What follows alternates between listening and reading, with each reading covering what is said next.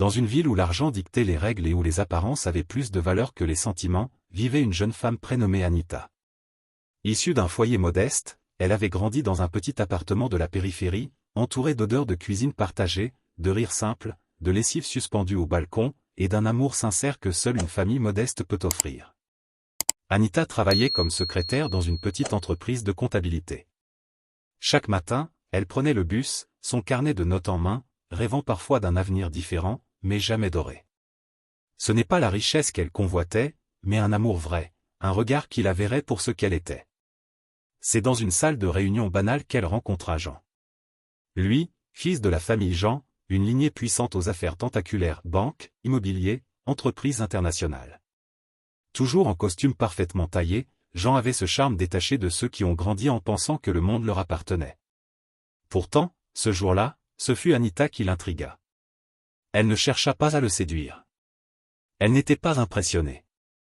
Et c'est justement ce regard calme, pur, désintéressé, qui éveilla chez Jean une curiosité, puis une attirance réelle. Ils commencèrent à se voir. D'abord en secret, dans des endroits discrets, puis ouvertement. Très vite, Jean parla de mariage. Il l'aimait, affirmait-il, et rien, pas même sa famille, ne pourrait l'empêcher d'être avec elle. Le mariage eut lieu loin des flashs, dans une salle modeste. Pas de faste. Pas de politiciens ou de dignitaires. Seulement quelques amis proches et la famille d'Anita. Elle portait une robe simple, les yeux brillants d'espoir. Jean, debout à ses côtés, semblait sincère. Anita croyait avoir trouvé son conte de fées. Elle se voyait construire un foyer doux, chaleureux, avec des rires d'enfants qui couraient dans les couloirs. Mais peu à peu, la réalité, froide et dure, s'infiltra dans leur bonheur fragile. Les mois passaient. Aucun enfant. Les années suivirent. Toujours rien. Anita consulta des spécialistes, passa des examens. Tous confirmaient qu'elle allait bien. Pourtant, les doutes se glissèrent dans les regards, les conversations.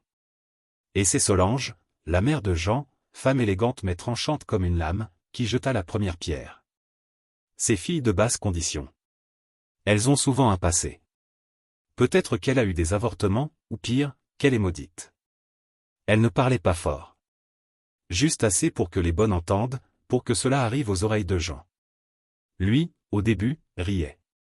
Puis, il se taisait. Puis, il douta.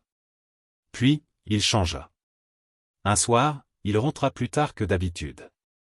Il sentait un parfum étranger. Son regard était flou, ailleurs. Anita, les mains encore pleines de savon, sentit son cœur se contracter. Un silence glaçant s'installa dans leur maison. Quelques semaines plus tard, tout s'accéléra. Solange présenta à son fils une jeune femme nommée Fatou, fille d'une de ses amies proches. Belle, discrète, toujours vêtue avec élégance, elle semblait incarner l'épouse parfaite selon les critères du clan Jean. En moins d'un mois, Fatou annonça sa grossesse. Solange rayonnait. Jean affichait un air soulagé, presque victorieux. Anita, elle, restait droite. Humiliée en silence. « Tu vois, Jean ? Elle est tombée enceinte en un mois, déclara Solange, sans même un regard pour Anita. Anita voulait partir. Mais où ? Sa famille était loin, modeste. Et au fond d'elle, une lueur d'espoir persistait, celle que Jean se réveillerait. Qu'il se souviendrait. Mais l'espoir fut éteint par une déclaration, une sentence déguisée en décision familiale. Je vais prendre Fatou comme deuxième épouse. Maman dit qu'il est hors de question que mon fils naisse hors mariage. La voix de Jean était neutre, presque administrative. Anita sentit son corps se raidir, mais ses lèvres restèrent closes. Elle accepta, parce qu'elle n'avait pas le choix. Pire encore, elle tenta de garder sa dignité, de tendre la main à Fatou, de l'aider. Mais Fatou gardait ses distances, polie mais froide. Quant à l'enfant, il était comme une barrière vivante entre Anita et ce qui lui restait d'identité. Anita devint l'ombre dans sa propre maison. Une présence discrète que l'on ne regardait plus, que l'on contournait comme un meuble ancien dont on ne veut pas se débarrasser. Chaque année, la famille Jean organisait une grande réception.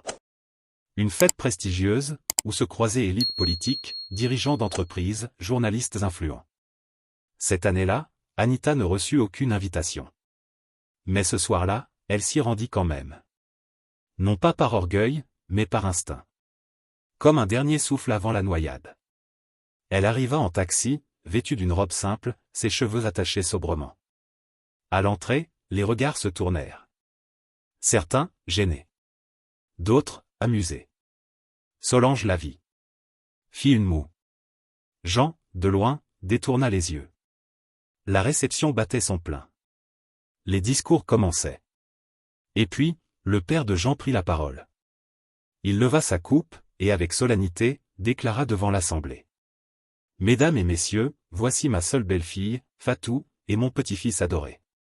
Les projecteurs s'allumèrent sur Fatou, sublime dans une robe blanche scintillante. Elle tenait l'enfant dans ses bras, radieuse, presque divine. Et Anita? Elle était assise tout au fond de la salle, seule, comme une étrangère. Le bruit se faisait lointain, étouffé par le battement de son cœur. Les larmes coulèrent, discrètes, comme toujours. Cette nuit-là, sans faire de bruit, elle rentra chez elle. Elle plia quelques affaires, ouvrit un vieux sac en cuir qu'elle n'avait pas touché depuis le mariage, et quitta cette maison où l'amour s'était évaporé. Elle retourna chez ses parents. Dans cette petite maison modeste où elle n'était pas une épouse, ni une stérile, ni une ombre. Juste leur fille.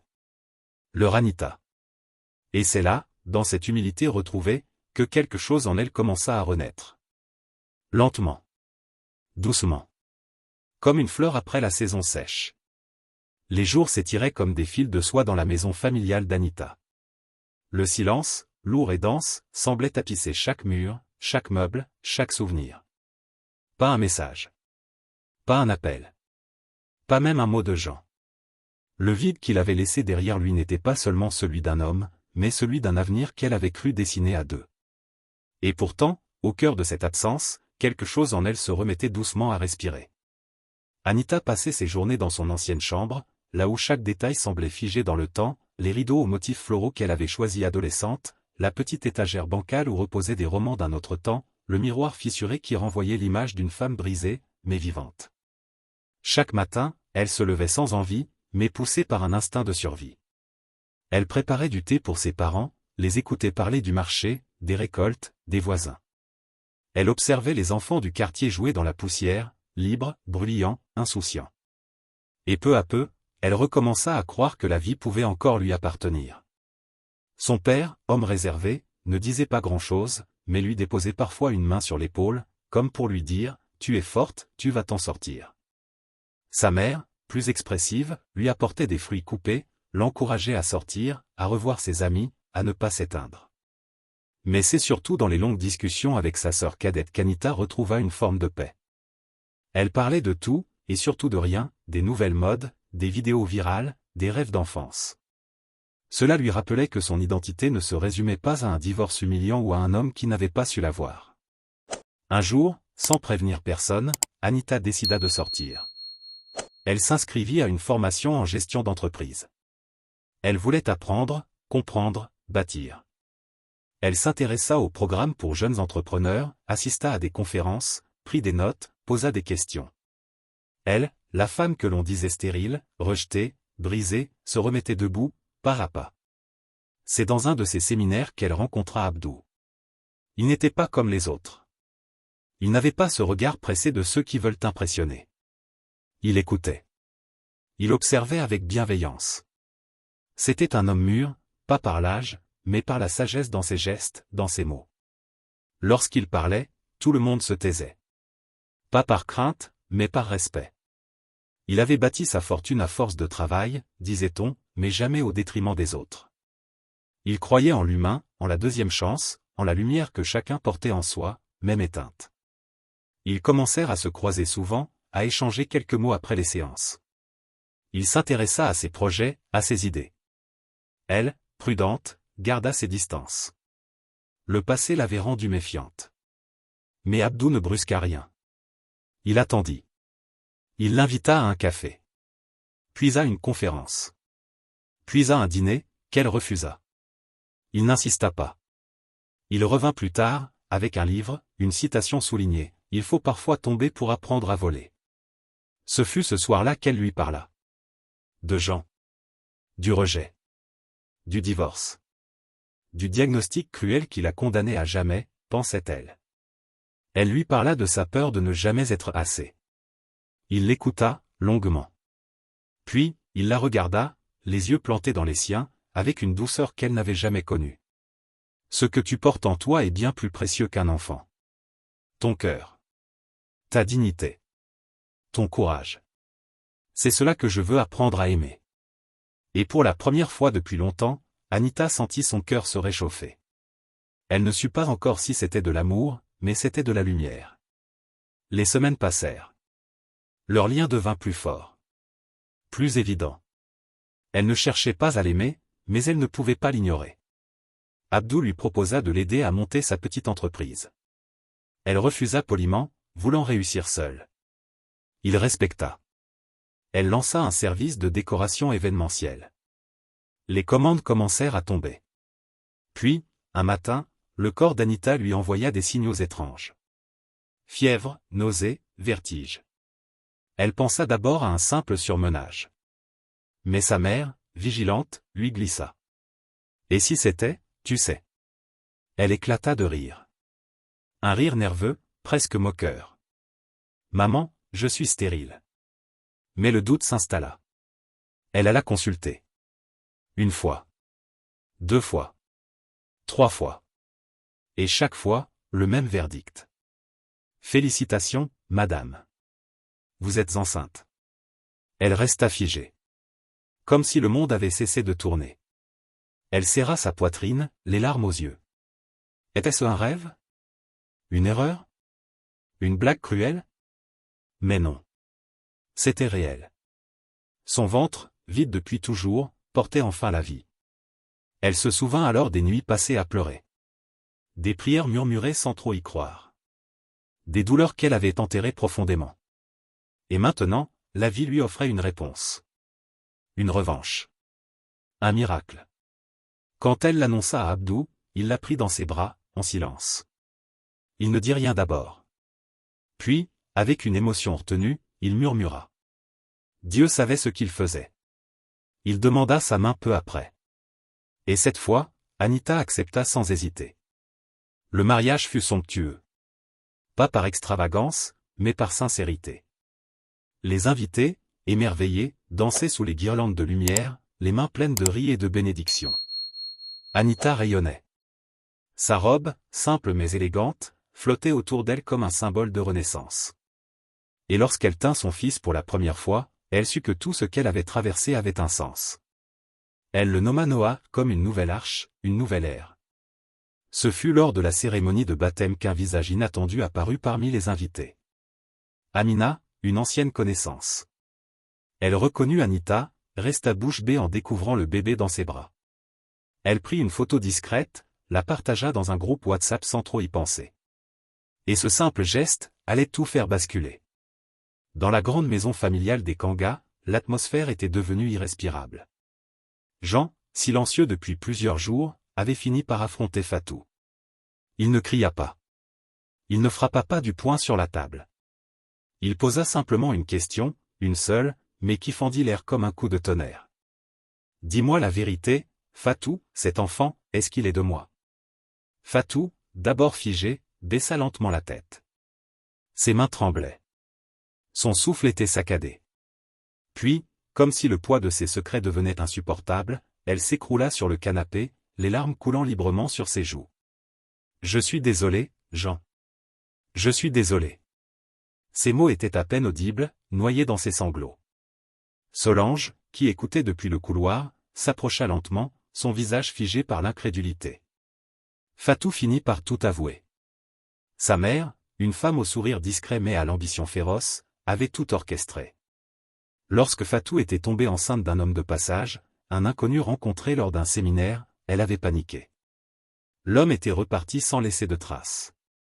Et pour éviter le scandale, pour protéger l'honneur de la famille, sa mère avait choisi la solution la plus respectable, marier sa fille à Jean, le fils d'une amie de longue date. Un bon garçon, bien éduqué, issu d'une famille influente. Il serait la couverture parfaite. Solange, stupéfaite, sentit son sang bouillir. Une rage froide monta en elle comme une marée incontrôlable. Comment son ami de toujours, cette femme avec qui elle avait partagé des secrets, des repas, des vacances, avait-elle pu trahir sa confiance de cette façon? Les accusations fusèrent. Les deux femmes, autrefois complices, devinrent des ennemis acharnés. Le groupe WhatsApp de la famille élargie, ce cercle sacré de confidences numériques, explosa. Messages vocaux accusateurs, captures d'écran, insultes à peine voilées, tout y passa. Les silences pesants furent remplacés par des voix déformées par la colère. Mais au milieu de ce chaos, un doute insidieux naquit dans l'esprit de Solange. Elle revint sur les accusations anciennes, sur les cris d'Anita, sur sa dignité blessée. Et une pensée, d'abord floue, devint une certitude dérangeante: si Fatou était enceinte avant même d'avoir connu Jean, alors, et si le véritable problème ne venait pas d'elle? Un soir, tandis que Jean dînait en silence, la tête basse, elle lui posa une question, avec douceur mais fermeté. « Jean, as-tu déjà fait un test de fertilité ?» Il leva les yeux, outré. « Maman, regarde-moi. Je suis en pleine forme, je fais du sport, je mange sainement. Et puis, je suis un homme, enfin. » Justement, insista Solange. Un homme assume tout, même les vérités qui dérangent. Il refusa d'abord, s'emporta, tenta de faire diversion. Mais face à la détermination tranquille de sa mère, il céda. Le rendez-vous fut rapide. Quelques jours plus tard, ils reçurent les résultats dans une enveloppe scellée. Jean l'ouvrit devant le médecin, le cœur battant. Le verdict tomba, brutal, comme une lame froide. « Monsieur, vous êtes atteint d'une azoospermie complète. Vos analyses ne montrent aucune présence de spermatozoïdes. Vous êtes stérile de naissance. » Le silence qui suivit fut étourdissant. Jean sentit le sol s'effondrer sous lui. Tout son monde, bâti sur des certitudes masculines, s'écroulait. Il revit, comme dans un rêve brisé, le jour où il avait accusé Anita, sans l'écouter, sans douter. Il se revit claquant la porte, la laissant seule au milieu des regards accusateurs, la réduisant à une femme indigne de porter son nom. Un cri de remords se forma dans sa gorge, mais il ne sortit pas. Seuls des sanglots étouffés, comme ceux d'un enfant blessé, trahissaient l'étendue de sa douleur. Il tomba dans les bras de sa mère, ses larmes trempant la robe de Solange. « Maman, je dois la retrouver. Je dois réparer. » Le lendemain, ils prirent la route vers la maison des parents d'Anita. C'était une demeure modeste, nichée dans un quartier tranquille, où les fleurs grimpaient le long des grillages et les enfants jouaient dans les ruelles. Solange marcha la première, fière mais inquiète.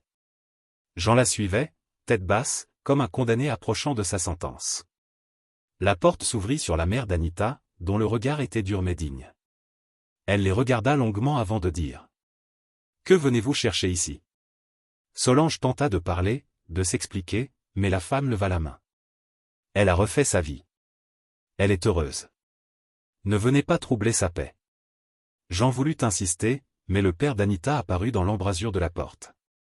Il n'eut besoin d'aucun mot. Sa présence seule imposait le respect et la clôture définitive de cette histoire. Alors qu'il rebroussait chemin, Jean s'arrêta un instant devant la barrière. Dans la cour, un petit garçon jouait au ballon, éclatant de rire. Il avait les yeux rieurs d'Anita, sa légèreté, sa joie pure. Jean sentit son cœur se serrer. Son fils? Non. Le fils d'Anita. Mais pas le sien. Il comprit alors. Il avait tout perdu. Non pas parce qu'on l'avait trahi, mais parce qu'il avait refusé d'aimer sans condition. Parce qu'il avait écouté les voix du doute, plutôt que celles de son cœur.